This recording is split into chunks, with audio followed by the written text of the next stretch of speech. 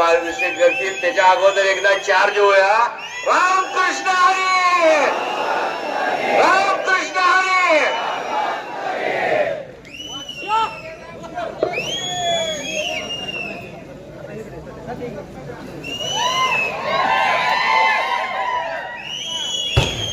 आलेले माणसाला आता 20 तारखेला धक्का देणार आहे.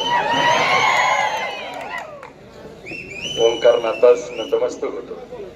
मारुती रायास, शनी रायास, शंभू महादेवास नतमस्तक होतो. पंढरीच्या पांडुरंगाला, आई माडेश्वरीस नतमस्तक होतो.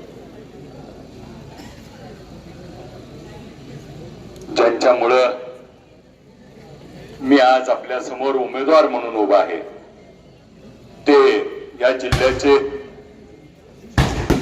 वैभव, राज्याचे नेते मोठे दादा,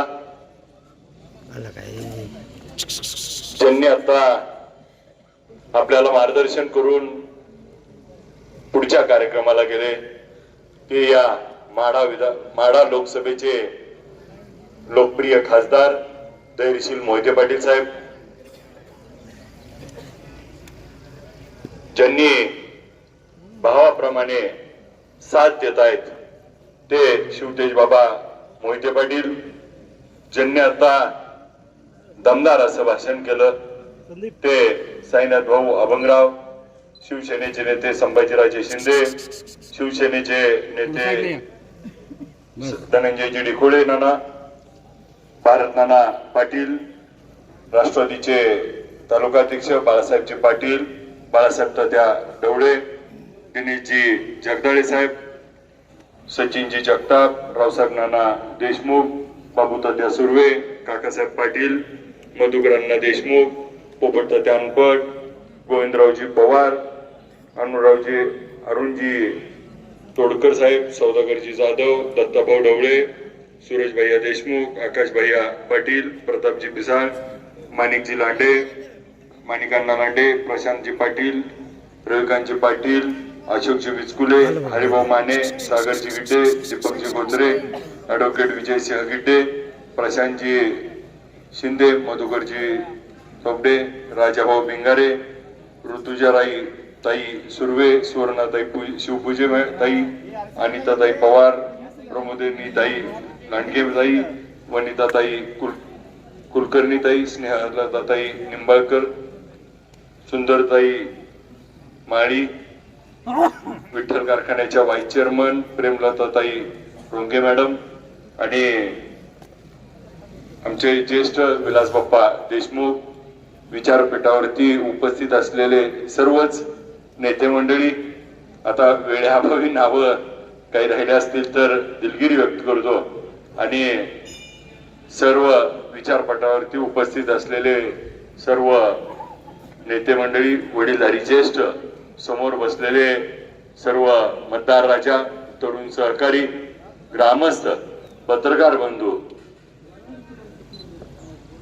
आपल्या सर्वांच्या आशीर्वादानं त्या ठिकाणी देशाचे नेते शरदचंद्र पवार साहेबांनी महाविकास आघाडीचा राष्ट्रवादी काँग्रेस पार्टी, शरदचंद्र पवार पक्ष, शिवसेना उद्धव बाळासाहेब ठाकरे साहेब, काँग्रेस, आम आदमी पार्टी, संभाजी ब्रिगेड, शेतकरी संघटनेचे सर्व नेते व महाविकास आघाडीतील सर्व घटक पक्ष यांची अधिकृत उमेदवारी त्या ठिकाणी पवार साहेबांमुळे आणि मोठ्या दादांच्या आशीर्वादातून धैर्यशील भैया, शिवतेज बाबा आणि सर्व नेते मंडळींमुळे त्या ठिकाणी माझ्यासारख्या सामान्य कुटुंबातल्या कार्यकर्त्याला आज संधी मिळाली. आज माझं भाग्य किती मोठं आहे बघा. साध्या घरातला साधा पोरगा, माझ्या घरात कधी बाबा ग्रामपंचायतला सुद्धा मेंबर नाही, माझ्या गावात कारखान्याला संचालक नव्हता, त्या जनतेने मला कारखान्याचा चेअरमन केलं आणि या माढा विधानसभा मतदारसंघाची उमेदवारी आणि उमेदवारी भरायला खुद्द मोठे दादा त्या ठिकाणी येतात. यापेक्षा मोठं भाग्य काय. उमेदवारीच निस्ती भरायला नाही तर प्रचाराचा शुभारंभ करायला, नारळ फोडायला देखील मोठे दादांचा आशीर्वाद मिळतोय. यासारखा भाग्यवान दुसरा कोण नाही. आज ज्यांच्या नशिबी, ज्यांना त्या ठिकाणी दादांचा आणि पवार साहेबांचा आशीर्वाद मिळाला, त्या लोकांना मात्र त्यातून स्वतःच साधवता आलं. मी या ओंकारनाथाच्या साक्षीनं सांगतो, या मोठ्या लोकांचा, पवार साहेबांचा, मोठ्या दादांचा आशीर्वाद मिळालाय. यातून सामान्य माणसाचं काम करण्याचीच आपल्या ओंकारनाथाच्या साक्षीनं प्रार्थना, त्या ठिकाणी वचन देतो की भविष्यात मी माझ्या स्वार्थासाठी याचा कुठेही वापर करणार नाही. समोरच्या मंडळी आणि माझ्यातला हाच नेमका फरक मी तुम्हाला उद्याच्या 5 वर्षात दाखवून देईन की त्या ठिकाणी जे काही करतोय ते तुमच्यासाठी, सामान्य लोकांसाठी. जे पवार साहेबांनी, जे दादांनी शिकवून दिलंय की आपण हे लोकांसाठी असलं पाहिजे आणि त्या लोकांसाठीच उद्याच्या काळामध्ये काम करण्याची भूमिका या निमित्ताने घेतोय. आपण सगळेजण त्या ठिकाणी आज कोंढार पट्ट्याचा दौरा आम्ही सकाळपासून केला. त्या दौऱ्यामध्ये जात असताना एखाद्या गावाला जायचंय, त्याच्यापेक्षा अर्धा तास उशीर लागायचा, 1 तास उशीर लागायचा. त्याची 2-4 कारणं होती. एक तर रस्ता एवढा भारी होता, समृद्धी महामार्गावनी टुपत, ती रस्त्यामुळं उशीर लागायचा. आणि रस्त्यात जात असताना त्या ठिकाणी वेळोवेळी जागच्या जागेवरती माझ्या माय माऊली ओवाळायला यायच्या. त्या ठिकाणी मला त्या ठिकाणी ओवाळून कुणी फुलं टाकतंय, कुणी त्या ठिकाणी रांगोळी काढतंय. आणि इतकं त्या ठिकाणी प्रेम आज त्या ठिकाणी मिळालं. 30 वर्षाचा हिशोब देण्याची निवडणूक आहे. तुम्ही 30 वर्षाचा हिशोब द्या. 30 वर्षात काय झालंय, ऊस कारखाना आणि पाणी सोडून या भागात काय झालंय त्याची उत्तर द्या. आज तुम्ही तुमच्या मुलाला त्या ठिकाणी उमेदवारी देताय, त्या मुलाची देखील पात्रता तपासायचं काम उद्याची जनता करणार आहे. सामान्य कुटुंबातल्या सामान्य पोराला एका बाजूला साहेबांनी संधी दिली आणि दुसऱ्या बाजूला मात्र काय होतंय त्या ठिकाणी आपल्याला सगळ्याला माहिती आहे. मगाशी भैयांनी सांगितलं 1 महिना चाललं होतं. त्या ठिकाणी उमेदवारी कुणाला मिळणार, काय होणार, त्यात बाबा एक किस्सा फक्त सांगतो. आम्ही भाऊ काय झालं, त्या ठिकाणी मुंबईला असायचो. दादासाहेब आम्ही मुंबईला गेल्यावर काय व्हायचं, तिथं गेलो की त्या ठिकाणी ते भेटायला जायचे. ती भेटले की मग मी अर्ध्या तासाने जायचो साहेबांकडे. सकाळी त्यांनी भेटायचं, दुपारी भेटायचे, दुपारी पण मी जायचो. ती संध्याकाळी भेटायचे, पुन्हा मी संध्याकाळी जायचो. सकाळ दुपार संध्या त्यांनी रतीबच लावला होता. मी हळू मला गेलं की मी परत जायचो. मग मला साहेब आल्यावर विचारायचे तू का आलाय, मी म्हणायची ती आलती म्हणून. म्हणजे अशी परिस्थिती झाली. परत तर एक दिवशी तर असा किस्सा झाला की साहेब आत बसले होते. साहेबांना भेटायला त्यांचे भाऊ आमदार बिमदार, जावाई 2-4 आमदार, उमेदवार सगळे आत. आणि मग 2-4 मिनिटात बाहेर जाताना साहेबांनी बोलले आणि बाहेर निघाले. बाहेर निघाल्यावर त्यांच्या देखतच साहेबांनी बेल वाजवली आणि अभिजित पाटील बाहेर बोलवा म्हणजे. म्हणजे त्यांना माहित होतं बाहेर बसलोय. आणि परिस्थिती अशी झाली, मी आत आलो बोलवल्यावर आणि मी आत येऊन बसलो. मला म्हणले मला माहिती आहे, म्हणले तू का आलाय. मग बेल मारली, नाश्त्याला बोलवलं, उपीट खायला दिलं. आणि ती येईपर्यंत 15-20 मिनिटं उगच गेली. आणि आम्ही आपलं उपीट खाल्लं, गप्पा मारतोय साहेबांबरोबर. बाहेर यांची खालवर दिलं काय की.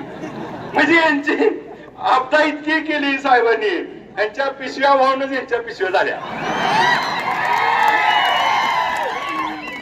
आणि परिस्थिती मला सांगा, जर 30 वर्ष तुम्ही काम केलं होतं तर तुम्हाला अशा पिशव्या करून घ्यायची वेळ आली होता. साधा विषय मी समोर एक उदाहरण देतो.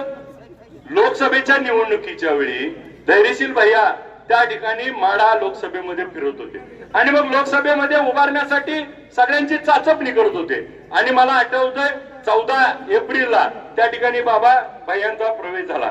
आणि प्रवेश झाल्यानंतर त्या ठिकाणी जयंत पाटील साहेब आपण जेवायला बसलो होतो डायनिंग टेबलवरती. आणि डायनिंग टेबलवरती जयंत पाटील साहेबांनी एबी फॉर्म दिला. आज एका बाजूला त्या ठिकाणी पक्ष घरी आणून एबी फॉर्म देते आणि दुसऱ्या बाजूला एवढ्या पिशव्याहून मिळत नाही. साधा फरक आहे बघा. आज साधा विषय आहे यांच्या बाबतीत माझा की त्या ठिकाणी मोहिते पाटील कुटुंबाचं काम होतं. म्हणून पवार साहेबांनी त्यांना गरज होती म्हणून पुन्हा दादांचा शब्द टाकला आणि दादांनी शब्द झेलला आणि पुन्हा एकदा परिवर्तनाची नांदी मोहिते पाटील कुटुंबाच्या माध्यमातून धैर्यशील मोहिते पाटलांनी केली. तीच उद्याची परिवर्तनाची नांदी ह्या माडा विधानसभा मतदारसंघात आपल्याला करायची आहे. आज त्यांच्यामध्ये त्या ठिकाणी मगाशी 2-3 वक्त्यांनी सांगितलं बाळासाहेब पाटलांनी वगैरे त्यांनी पवार साहेबाला चॅलेंज द्यायला निघाले, परंतु आता पवार साहेबांना जी चॅलेंज देते त्याचा पवार साहेब करेक्ट कार्यक्रम केल्याशिवाय राहत नाहीत. आणि एकदा साहेबांनी ठरवलंय म्हणल्यावर माढा तालुक्यातली जनता सुद्धा त्यांचा कार्यक्रम केल्याशिवाय सोडत नाही. आज मला सांगा त्यांची अवस्था काय. त्या ठिकाणी पवार साहेबांकडे तिकीट मागायला गेली, मिळलं का? ती म्हणायची मधीच काय माहिती का, नाही दिलं तर आम्ही छत्री उघडू. निवडणूक आयोगाने छत्रीच गायब केली. म्हणजे दुर्दैवात दुर्दैव नशीब कसं आहे बघा त्यांचं. म्हणजे तिकीट पण नाही आणि पुन्हा छत्री उडकायला गेली, छत्री बी गावना. आणि परिस्थिती अशी आहे की त्या ठिकाणी आजची परिस्थिती अशी आहे त्यांना आज बोलायसारखं काही राहिलं नाही. त्या ठिकाणी काही गोष्टी त्या ठिकाणी चुकीच्या गोष्टी करतायत. मी मगाशी आमचे काही सहकारी बोलायला लागले होते. मी आमच्या सहकार्यांना सांगतो की आपला कर्ण काल जरी तिकडे गेला असला तर त्या कर्णाला देखील आम्ही विनंती करतोय की त्या ठिकाणी पांडवाच्या बाजूने राहावं. कौरवात काही उपयोग नाही. तुम्ही कुणाची पात धरताय, तुम्ही कुणाची पात धरताय त्या पाठीचा त्या ठिकाणी आमच्या बाजूला त्या ठिकाणी शरदचंद्र पवार साहेबांसारखा श्रीकृष्ण त्या ठिकाणी उभा असल्यानंतर त्याची लढाई कोणी त्या ठिकाणी जिंकू शकत नाही. त्यामुळं त्यांना देखील आम्ही विनंती करणार आहे आपण फेर विचार करावा आणि त्या ठिकाणी सत्याची बाजू. कारण चांगला माणूस आपल्यातून बाजूला जाता कामा नये. चळवळीतला माणूस आहे, आज कष्ट केलेला माणूस आहे. आज मागं पुढे सरकून भविष्यातल्या कोणत्याही निर्णय घेत असताना आज त्या ठिकाणी इथं बसलेला आज आमदार अभिजित पाटील नसणार आहे, इथं बसलेला प्रत्येक माणूस हा आमदार असणार आहे. आणि त्याच पद्धतीनं त्या ठिकाणी पुढच्या काळात आम्ही काम करू. आज कोणत्याही आविर्भावात न राहता सामान्य माणसापाशी राहून तुमचं प्रत्येक काम त्या ठिकाणी करण्याची जबाबदारी आम्ही पुढच्या काळात घेऊ. त्या ठिकाणी बाबा असतील, त्या ठिकाणी नाना असतील, आज भाऊ असतील, सगळेजण त्या ठिकाणी. मी तर तुम्हाला सांगतो काम म्हणून मी सांगतो भाऊंकड बाबाकड सगळ्याकडे एक लेटर पॅड सही करून ठेवतो, कुणाला बी द्या. त्यामुळे माझी काही कसली अडचण नाही. काम झालं पाहिजे सामान्य लोकांचं. आपल्या तालुक्या मतदारसंघामध्ये जास्तीचा निधी येऊन सामान्य लोकांचं काम करायची एवढीच आपली भूमिका आहे. हीच भूमिका आम्ही पुढे घेऊन जाऊ. उद्याच्या निवडणुकीमध्ये आता आमच्या सहकार्याने विचारलं की मराठा आरक्षणाच्या बाबतीमध्ये आपली भूमिका काय. मी आपल्याला या साक्षीनं सगळ्यांच्या सांगतो मराठा आरक्षणाचे योद्धे संघर्ष होते मनोज दादा जरांगे पाटील साहेब यांच्या भूमिकेला आमचा संपूर्णपणे पाठिंबा आहे. आज ज्या पद्धतीनं महाराष्ट्रामध्ये बघतोय की मराठा समाजाच्या आरक्षणाचा विषय असेल, माझ्या धनगर समाजाचा आरक्षणाचा विषय असेल, त्या ठिकाणी लिंगायत समाजाचा आरक्षणाचा विषय असेल, त्या ठिकाणी मुस्लिम समाजाचा आरक्षणाचा विषय असेल, महादेव कोळी समाजाचा आरक्षणाचा विषय असेल, हे आरक्षणाचे विषय त्या ठिकाणी प्रलंबित ठेवायचे, झुंजवत ठेवायचं आणि त्या ठिकाणी महाराष्ट्राची असंतता करायची. आज केंद्रात आणि राज्यात तुमचं सरकार आहे. निर्णय घ्यायला तुम्हाला हडवलं होतं पुढे, परंतु त्या ठिकाणी तुम्हाला निर्णय घ्यायचा नाही. त्यामुळे मी दुपारची घेतली. बघा देवाच्या मनात काय आहे सगळ्याला कळलं का. त्याच्यामुळं उद्याचं उत्तर आपल्याला त्या ठिकाणी आशीर्वाद रूपी देखील मिळालंय. मी आपल्याला या निमित्ताने एवढीच सांगतो की अभिजित पाटील नावाचे अजून 3 उमेदवार उभा केले, एक झेप नव्हता. आणि आज तुम्हाला सांगतो त्यांच्या काही जी थेऱ्या आहेत त्या थेऱ्या सगळ्या बाजूला सरून उद्याच्या निवडणुकीत आपण एकच गोष्ट करावी. चिन्ह त्या ठिकाणी सगळ्याला पोचलेलं आहे. तुतारी वाजवणारा माणूस त्या ठिकाणी 2 नंबरला चिन्ह आहे आणि ही विक्टरी आहे. त्यामुळे ही विक्टरी आपल्याला करायची आहे. उद्याच्या 20 तारखेला मतदान करायचंय. बघा योगायोगानं 20 तारखेला मतदान आहे, 2 नंबरला चिन्ह आहे आणि 23 तारखेला गुलाल आपलाय. त्यामुळं उद्याची निवडणूक मगाशी भैयांनी सांगितलं 15 वर्षाचा हिशोब काढायचा आहे.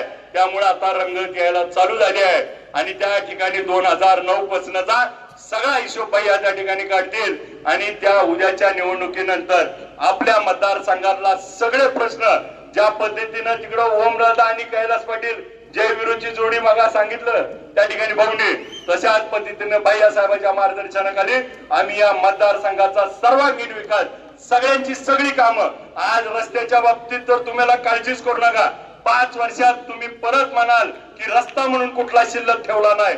आज लाईट असेल, पाणी असेल, रस्ता असेल, त्या ठिकाणी बंधारा असेल, प्रत्येक गोष्टीचं नियोजन ज्या पद्धतीने मोठ्या दादांनी त्या ठिकाणी काटेकोर केलं, त्याच पद्धतीने भैयासाहेबांच्या मार्गदर्शनाखाली आम्ही करू. सामान्य माणसाला न्याय देण्याची भूमिका आम्ही उद्या काळात घेऊ आणि उद्याचं मत हे अभिजित पाटलाला नसून उद्याचं मत शरदचंद्र पवार साहेबांना आहे.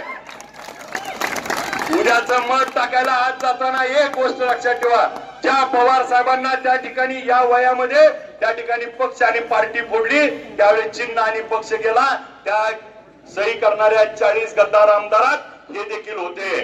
ज्यांनी पवार साहेबांना दुःख दिलं, पवार साहेबाबरोबर 30 वर्ष राहिले आणि ज्या वेळेस पवार साहेबांकडून लाभ घेऊन ज्या वेळेस थोडं ऊन पडलं, साहेबांनी परवा सांगितलं, तेव्हा लगेच साहेबापासून निघून गेले.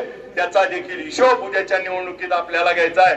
उद्याच्या निवडणुकीत आपल्याला पवार साहेब येऊन मार्गदर्शन करणार आहेत आणि उद्याच्या निवडणुकीचा निकाल देखील आपल्याच बाजूने लागणार आहे. देवाचा देखील आशीर्वाद आहे, पवार साहेबांचा आशीर्वाद आहे, मोठ्या दादांचा आशीर्वाद आहे आणि समोर जमलेल्या सगळ्या जनतेचा आशीर्वाद आहे. उद्याच्या या जनतेच्या आशीर्वादावर 20 तारखेला तुतारी वाजवणाऱ्या माणसाच्या समोरचं बटन दाबून आपल्याला विजय करायचंय. माय माऊलींना, घरात वडीलधाऱ्या लोकांना जाऊन सगळ्याला समजून सांगायचं कसं वाजतंय. त्यामुळं उद्याच्या निवडणुकीत आपण सगळ्यांनी मिळून त्या ठिकाणी आपल्याला पवार साहेबांचे हात आणि मोठ्या दादांचे हात बळकट करण्यासाठी मतदान जास्तीत जास्त व्हायला पाहिजे याची काळजी आपण सगळ्यांनी घ्यावं. सगळी कामं सगळे आपण करणार आहोत आणि मतदान रूपी आशीर्वाद द्यावा एवढं बोलतो आणि थांबतो. जय हिंद.